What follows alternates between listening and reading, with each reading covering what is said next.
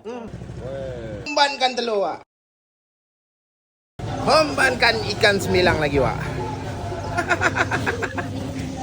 Gila, Wak. Aku jumpa ikan semilang ada telur ni, Wak. Sekarang posisi di pasar ikan Semarlen, Wak. Nampak pula, Wak, mata aku semilang bertelur. Apa lagi lah.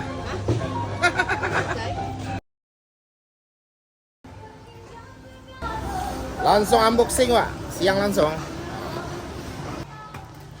Mantap kok. Weh, mantap banget.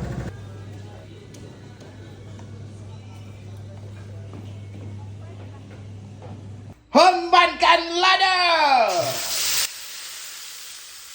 Hombankan air asam.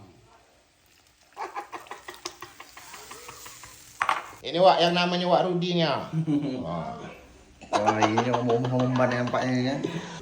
Hombankan ikan. Hancur, Wak. Kena homban semua ni, Wak. Mak kecil kuali ni, Wak. Hombankan kuah.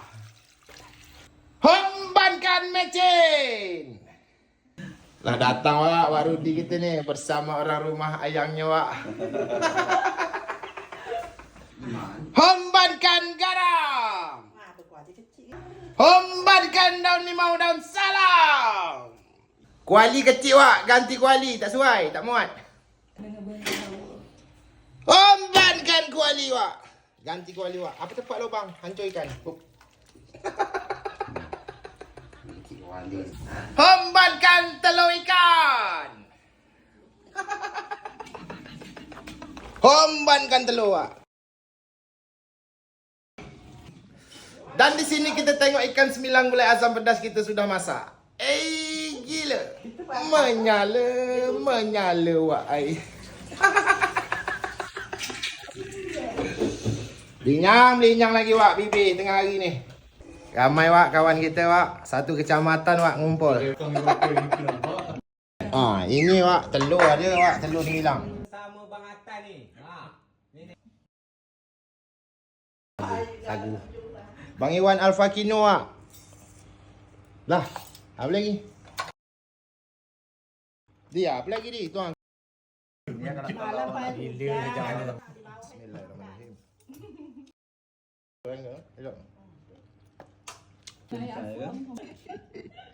Kentan telur, Wak. Pahit sikit, Wak, kuah ni. Tulang kan? Ada benda. Itu ada nasi tak? Aku di mana?